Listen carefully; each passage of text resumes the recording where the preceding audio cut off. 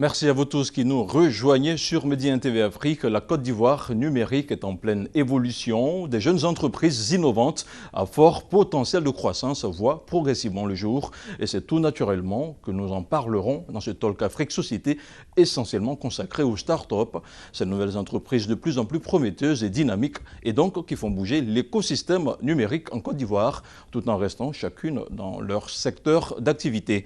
Évariste Trésor Akoumia est cofondateur de SolarPack. Merci d'avoir d'avoir accepté notre invitation. En face d'Évariste, nous avons Yaya Bruno Koné, cofondateur de Koliba. Merci, cher monsieur, d'être sur le plateau de Média TV Afrique. Nous allons commencer avec Évariste.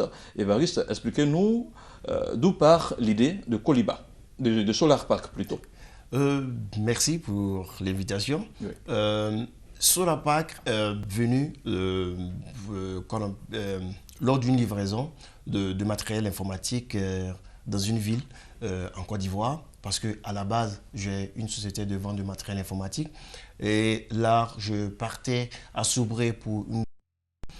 Et je me suis arrêté dans un village vers 19h et j'ai remarqué que tous les garçons, tous les enfants n'étudiaient pas, ne faisaient pas le devoir. Je me suis approché d'eux, j'ai posé la question aux enfants, mais qu'est-ce qui se passe? Pourquoi vous n'étudiez pas? Et ces enfants m'ont dit, nous avons uniquement une seule lampe tempête. Et c'est difficile pour nous de pouvoir nous concentrer, de pouvoir étudier, de pouvoir faire nos devoirs, parce que lorsque nous voulons étudier, papa ou maman ou bien la grande sœur venait récupérer cette lampe tempête-là pour aller soit dans la cuisine, ou bien soit au salon pour faire d'autres choses. Et ça perturbait vraiment le temps d'étude. Et je vous assure, ça m'a fait marre. C'est donc de là qu'est partie l'idée de SolarPack. Et c'est là que est venue l'idée de vraiment venir en aide à tous ces enfants, de pouvoir avoir leur propre lumière, de pouvoir étudier et de pouvoir faire leurs devoirs. Alors, vous mettez en place SolarPack. Aujourd'hui, vous êtes sur tout le territoire national de Côte d'Ivoire. Vous êtes également présent sur le continent africain. Oui, actuellement, nous sommes présents dans près de, je peux dire, dans plus de 10 pays en Afrique et ailleurs. Nous sommes présents en Haïti. Nous sommes présents au Congo, au Gabon, au Mali, au Togo, ainsi de suite, tout ça, et même en Côte d'Ivoire. En Côte d'Ivoire, grâce à l'État de Côte d'Ivoire, qui a passé une, je peux dire, oui, qui nous a soutenus, qui a passé une commande vraiment très forte de sacs. Et là, je remercie vraiment le gouvernement ivoirien. Très bien, nous reviendrons vers vous tout à l'heure. Yaya Bruno Koné, vous êtes cofondateur de Koliba. Qu'est-ce que c'est que Koliba? Donc déjà, à la base, il faut savoir que Koliba, c'est une entreprise technologique qui met en place une application donc mobile, web et SMS pour la collecte des déchets plastiques. Pour la simple raison qu'en 2015, c'était sur observation. Je me rendais compte qu'à Abidjan, on avait tellement de bouteilles plastiques qui traînaient un peu partout, mais il n'y a pas de solution. Et juste par observation encore, moi je voyais des gens qui mettaient des bouteilles plastiques dans des sacs où on avait des déchets organiques, etc. Donc je me suis dit là, il fallait mettre en place une solution peut-être pour aider les gens à faire le tri des déchets plastiques et ensuite donner une nouvelle vie à ces bouteilles-là. Donc voilà comment est partie en fait l'idée Koliba. Et après, bon, on a affiné l'idée lors d'un concours. Et donc voilà. Alors, les startups constituent-elles une alternative au problème du chômage en Côte d'Ivoire selon vous?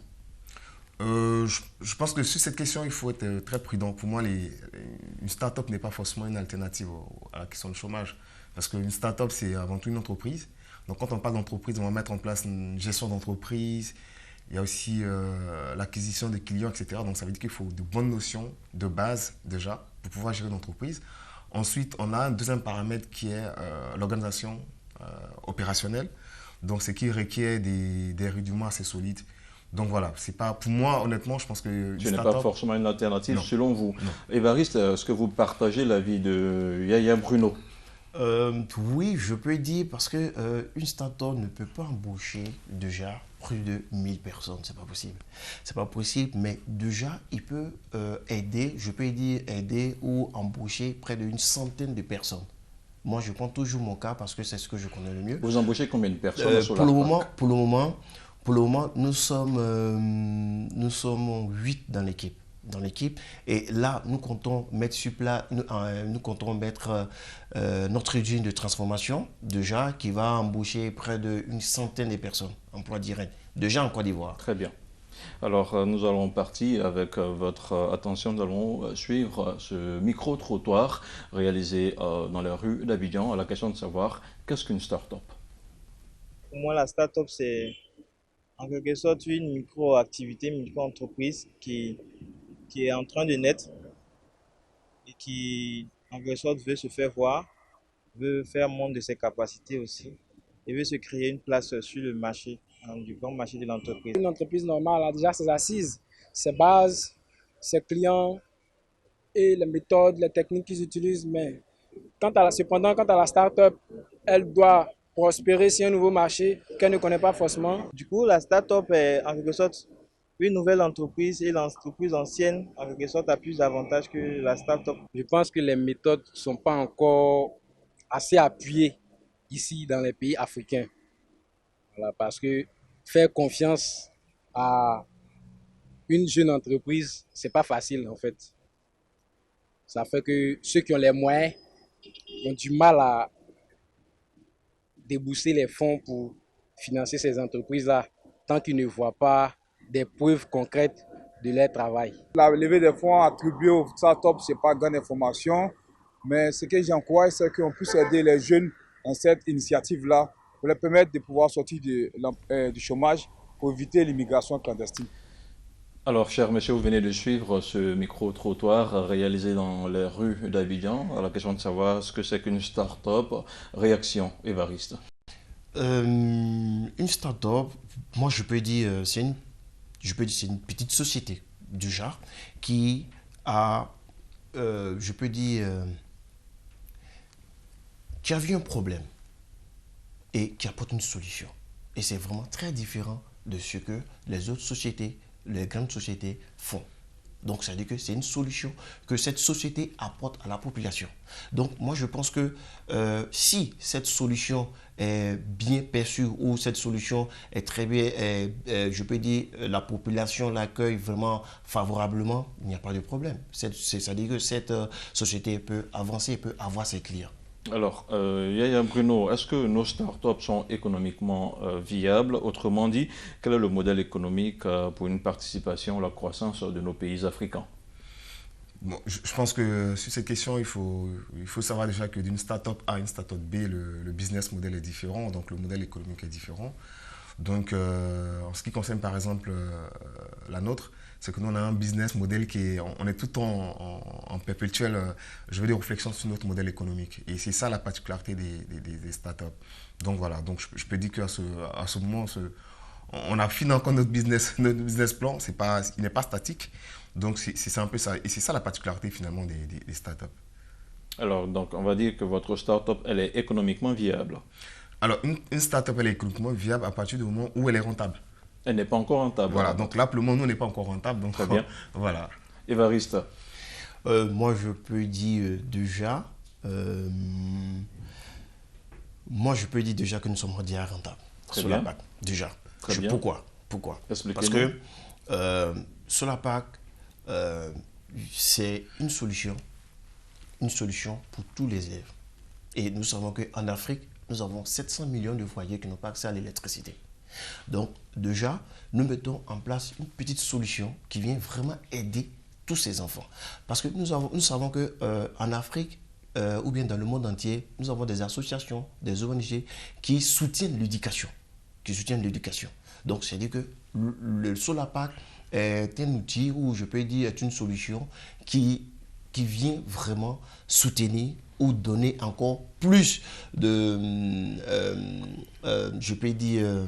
permettre d'élever le taux de scolarisation Justement, parce que nous savons que la plupart des enfants en Côte d'Ivoire, nous avons peut-être 44% de personnes, bien d'élèves qui ne finissent pas leur parcours scolaire.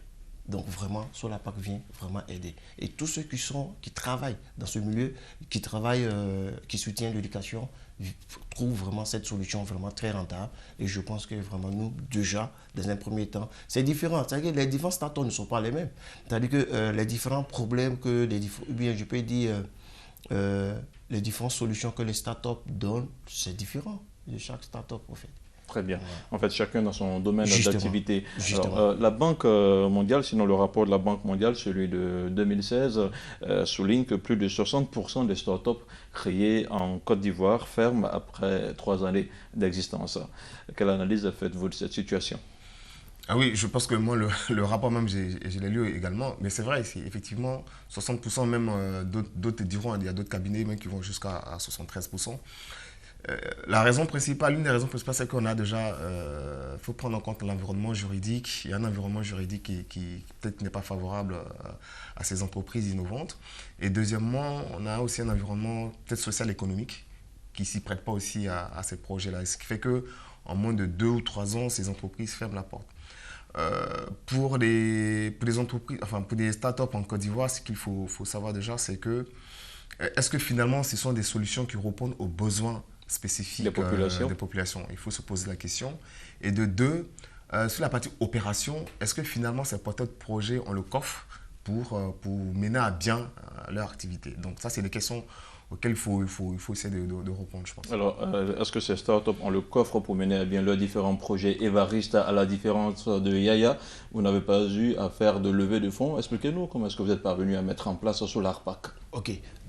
Moi, jusqu'au jour d'aujourd'hui, nous n'avons pas encore fait de levée de fonds. Économiquement parlant, je veux dire. Parlant, oui. Comme je l'ai dit tantôt, j'ai ma société de vente de matériel informatique depuis, je peux dire, depuis 2006.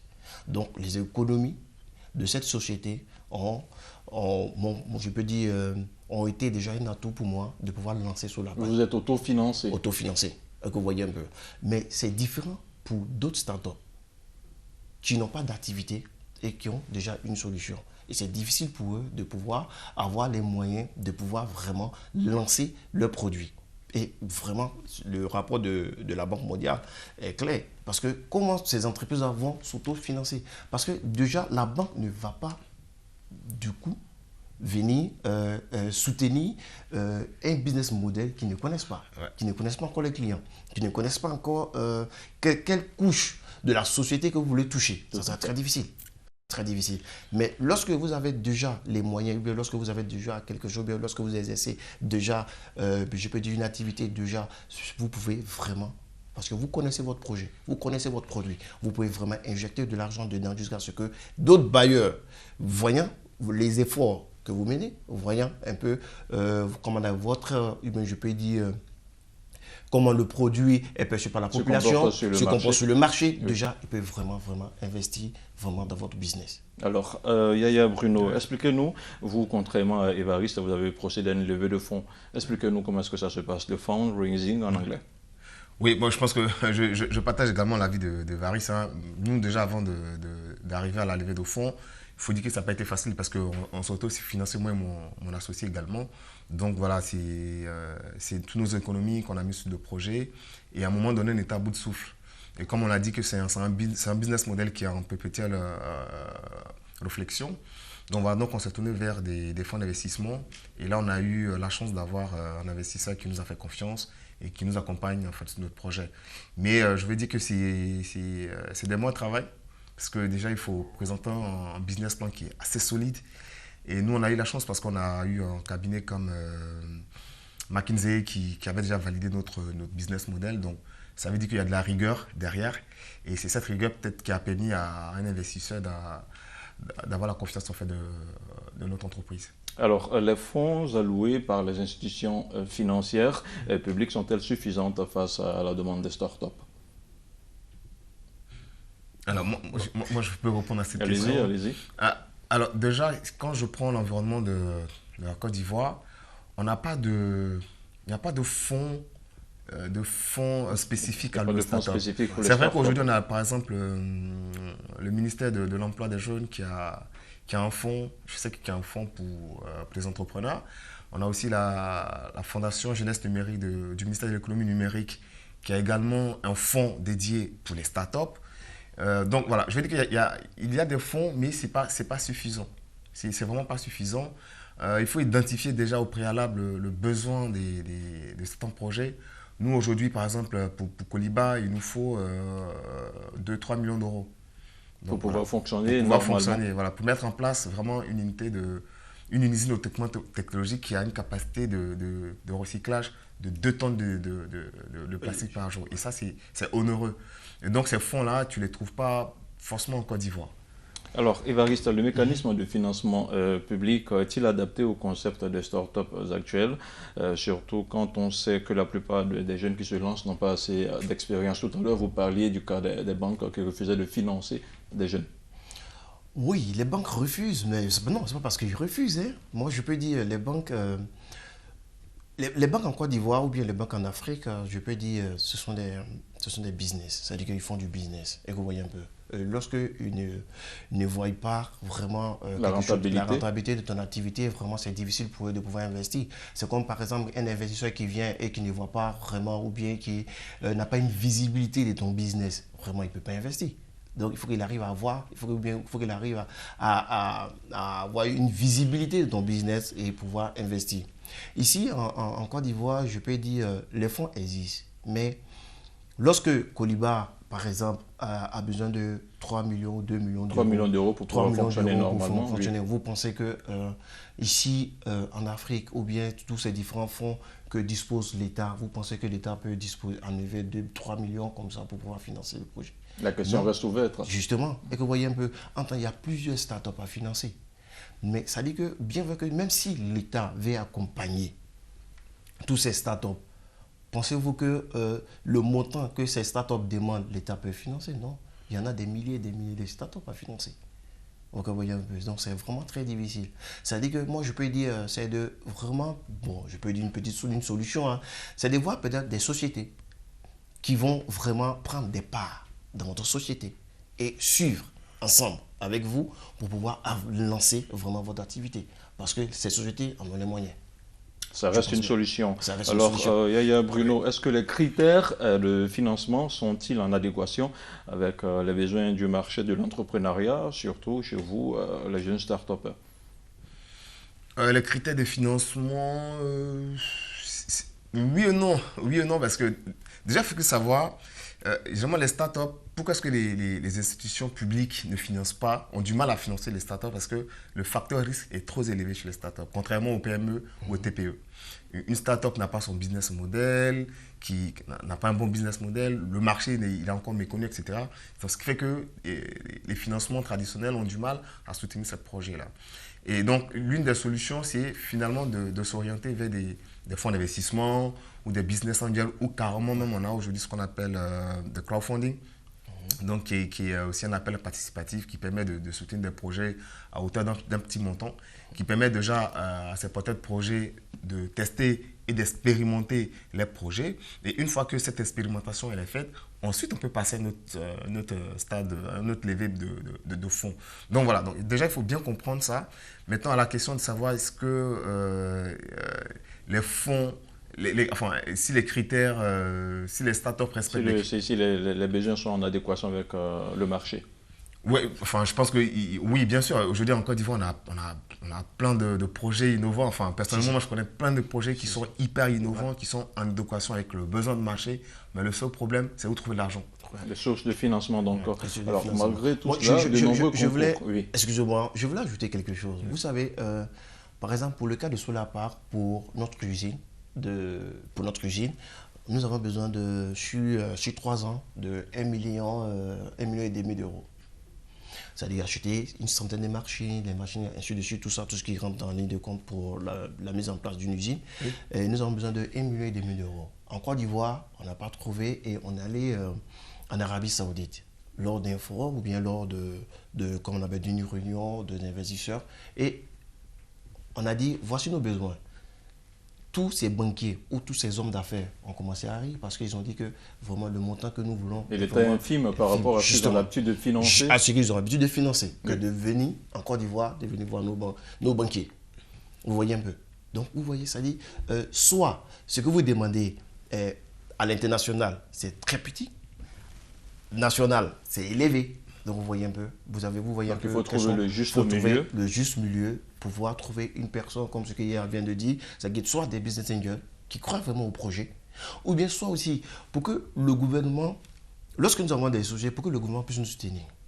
Je peux dire, pas avec de l'argent, pas avec les moyens, mais pour dire, ok, Koliba, vous récoltez 2000 tonnes de déchets. Bon, ok, moi, je m'engage à prendre sur un an, et puis, allez, voici les moyens, bien voici les sous, ou bien soit sur la PAC. Bon, ok, d'accord, nous garantissons 1 million de ça pour 3 ans, voici les moyens, ou bien voici un bailleur qui va vous aider, et sur là, au moins, nous prenons, je peux dire, ces bénéfices-là pour pouvoir vraiment réaliser, je peux dire, notre hygiène, comme on appelle, nos ententes. Très bien. Voyez un peu. Alors, en Côte d'Ivoire, on parle tous les jours des startups. Est-ce que nous sommes en train de partir vers l'instauration d'une culture entrepreneuriale? Enfin, pour moi, hein, honnêtement, je pense que le mot startup le thème commence un peu gavaudé, c'est sûr. Parce qu'aujourd'hui, il ne faut pas se méprendre. Hein. Une startup, avant tout, c'est des chefs d'entreprise. Hein, donc, je pense qu'il faut. Voilà, il y a un peu de désordre, mais après, je pense qu'aujourd'hui, bon, voilà, chacun a sa définition des choses. Mais après, il faut savoir qu'il y a beaucoup de travail, ça demande beaucoup de travail. Et quand on fait une comparaison, par exemple, avec des startups francophones, je reviens là-dessus tout le temps, c'est vrai qu'on ne peut pas comparer, mais quand vous allez prendre une startup francophone, anglophone, ce qui diffère, c'est les porteurs de projet. C'est le jour et la nuit. Vous avez, par exemple, des startups au Nigeria, au Kenya, vous regardez les porteurs de projet, c'est des gars qui ont de l'expérience, 10 ans d'expérience en entreprise avant de venir cofonder des startups. Chez les francophones, c'est différent. Donc, on sort carrément de l'université, on veut mettre en place une entreprise et ça demande beaucoup d'expérience, surtout beaucoup de gestion. Et ce qui fait que, je reviens encore au rapport de la Banque mondiale, ce qui fait que d'ici 3 ans, ces projets meurent. D'accord. Alors, que répondez-vous à ceux qui croient qu'il faut nécessairement intégrer la culture managériale dans le système éducatif plutôt que de vouloir chaque fois financer les initiatives comme c'est le cas chez les startups? Bon, allons-y. Donc moi, je pense que oui, je suis parfaitement d'accord. Vous êtes d'accord avec ça? Je suis parfaitement d'accord, il faut inculquer vraiment une bonne notion managériale, mais c'est une volonté politique. Hein. Donc ça demande beaucoup de réformes, surtout sur le parcours scolaire, le parcours universitaire, etc. Et ça, c'est des choses qui vont mettre du temps. Mais je pense qu'aujourd'hui, avec les nouvelles technologies, on arrive à faire vraiment... Il n'y a plus de frontières, je vais dire. Donc, les jeunes gens ont eu la possibilité d'apprendre sur Internet, etc. Donc, voilà. Donc, cette culture managériale, il faut que ça vienne toute seule. Et après, je pense que l'État peut se l'approprier. Ensuite, l'étendre un peu partout. De telle sorte qu'on ait vraiment, vraiment une ADN de culture managériale en Côte d'Ivoire. ADN de l'entrepreneur, Évariste, vous qui êtes dans le domaine de l'éducation. Oui, moi je dis, c'est vraiment très important. C'est vraiment très, très, très important. Et puis, je peux dire aussi, c'est vraiment une idée vraiment géniale. Parce que déjà, il faut commencer à habituer nos petits frères, ceux qui arrivent déjà à ce système-là. Très bien. Parce que le monde évolue. Il faut s'adapter. Et il faut s'adapter et il faut réfléchir autrement. Il y a pas mal de solutions. Ou bien il y a pas mal de problèmes, ou bien il y a pas mal de besoins. Donc, il faut déjà sensibiliser les gens à pouvoir réfléchir, à pouvoir avoir une autre vision du monde. Moi, c'est ce que je vois. Okay. Donc, ça veut dire que quand ça dit apprendre ce système-là à l'école, vraiment, ça va donner déjà un coup de pouce. Et puis, je peux dire, un nouveau visage. Permettre aux enfants de naître avec la culture entrepreneuriale. Alors, dernière question, est-ce que finalement la viabilité des startups ne réside pas dans la démarche, c'est-à-dire encadrer plutôt les jeunes générations à venir? Ouais, je pense, hein, il faut, c'est ça, il faut vraiment encadrer les jeunes gens. Et pour ça, il faut des dispositifs juridiques, pour ça. Donc, je pense qu'en Côte d'Ivoire, il y a un travail qui est fait. C'est vrai qu'il y a encore du boulot à faire, mais il y a déjà un travail qui est fait dans ce sens-là et c'est déjà encourageant. Ça, c'est pour la partie gouvernementale, mais pour les jeunes gens qui nous suivent, il faut se mettre au travail. Il faut se mettre au travail, il faut apprendre les bases, les rudiments de gestion d'entreprise, d'équipe. Et on ne met pas l'argent sur un projet. On met l'argent sur des hommes. Et sur les hommes, il faut de la confiance. D'accord. Merci beaucoup Yaya Bruno pour cette réponse. Évariste Trésor Akoumia, quel sera votre mot de la fin? Bon, moi, je peux dire, c'est pas du tout facile pour les startups d'avancer, mais c'est vraiment passionnant. C'est vraiment passionnant parce que là, nous n'avons pas appris tout ça à l'école. C'est-à-dire que ce sont des choses que nous apprenons sous l'État. Donc, c'est-à-dire que ce sont des choses, c'est-à-dire que ce sont tous ces problèmes que nous rencontrons tous les jours de notre vie, qui nous forment. Vous voyez un peu, donc c'est très difficile. Donc c'est-à-dire que si on apprend aux enfants déjà à l'école tous ces bases, moi je pense que nous allons avoir des personnes ou bien des hommes nouveaux qui vont réfléchir autrement et qui vont apporter plus de solutions. Merci, parce que le monde évolue. Merci beaucoup. Yaya Bruno, votre mot de la fin, très rapidement. Le mot de la fin, c'est justement d'encourager les jeunes gens à plus travailler. Travailler, rien que travailler. Merci beaucoup Yaya Bruno. Voilà qui referme ce Talk Afrique, société essentiellement consacrée aux start-up en Côte d'Ivoire. Merci à vous tous qui l'avez suivi. L'information continue sur Média TV Afrique.